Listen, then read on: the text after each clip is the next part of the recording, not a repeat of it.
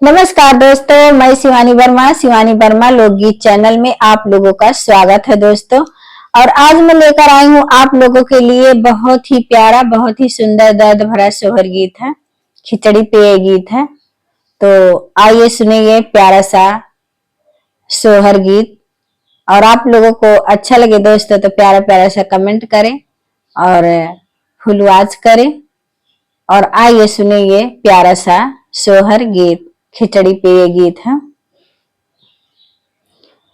मचिया ही बैठी है सासू तबहू, हरि से आरज करई बहू, हरि से आरज करई हो। बाहू कौने गाड़ी बाबा के बिटिया, खिचड़िया नहीं आवई हो।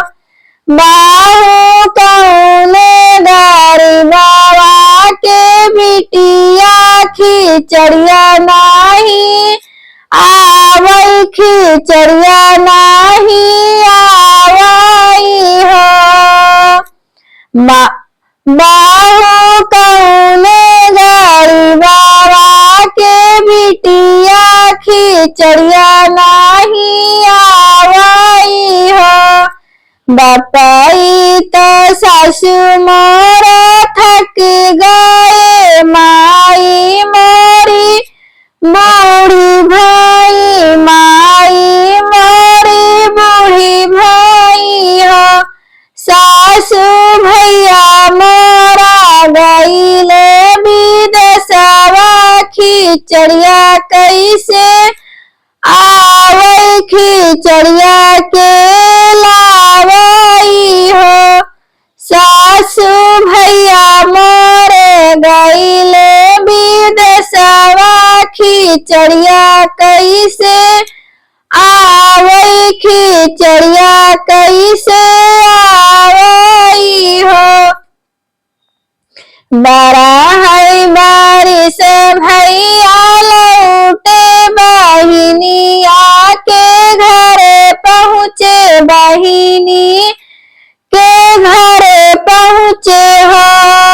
बहिनी कही देती दिलावा के बतिया, तू ही कैसे बाटी हो। बहिनी कही देती दिलावा के बतिया, तू ही कैसे बाटी हो। बापाई तो भैया थक गए, माई तो बूढ़ी भाई, माई तो बूढ़ी भाई हो। भैया तू जे बस पार देश, सासू ताना मारई ना नदी ताना मारई हो। भैया तू जे बस पार देश, सासू ताना मारई ना नदी ताना मारई हो। भैया आवई नाही माघ के खिचड़िया, सासू ताना मारई ना नदी ताना मारई हो।